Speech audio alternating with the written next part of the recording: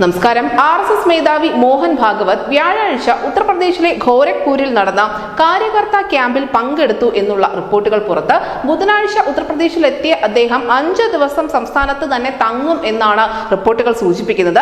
മോഹൻ ഭാഗവത് ഗോരഖ്പൂരിലെത്തി ഉടൻ തന്നെ മുഖ്യമന്ത്രി യോഗി ആദിത്യനാഥുമായി കൂടിക്കാഴ്ച നടത്തുമെന്ന സൂചനകൾ കൂടി പുറത്തു വരുന്നുണ്ട്.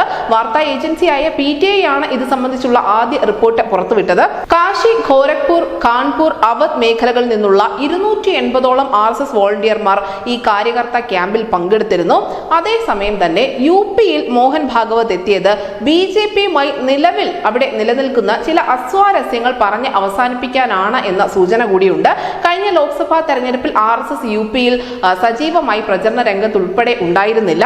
മറ്റ് സംസ്ഥാനങ്ങളിൽ നിന്നുള്ള 50ഓളം നേതാക്കന്മാരുടെ സംഘമായിരുന്നു വാരണാസിയിൽ പോലും മോദിയുടെ വിജയത്തിന് വേണ്ടി പ്രവർത്തിച്ചിരുന്നത്. കൂടുതലും പുറത്തുള്ള നേതാക്കൾ തന്നെയായിരുന്നു UPയിൽ തങ്ങി ഈ പ്രചരണ പരിപാടികൾ ഉൾപ്പെടെ ഏകോപിപ്പിച്ചിരുന്നത്. സ്ഥാനാർത്ഥി നിർണയത്തിൽ ഉൾപ്പെടെ യോഗി ഏകപക്ഷീയമായ തീരുമാനങ്ങൾ എടുത്തു എന്നുള്ള ആരോപണങ്ങളും പ്രാദേശിക തലത്തിൽ വളരെ ശക്തമായിരുന്നു. മാത്രമല്ല, പ്രാദേശിക നേതൃത്വങ്ങളുമായുള്ള അഭിപ്രായ വ്യത്യാസങ്ങളൊക്കെ പറഞ്ഞവസാനിപ്പിക്കാൻ തന്നെയാണ് RSSന്റെ മേധാവി ഇപ്പോൾ UPയിൽ തങ്ങുന്നത് എന്നാണ് ഈ റിപ്പോർട്ടുകൾ പറയുന്നത്.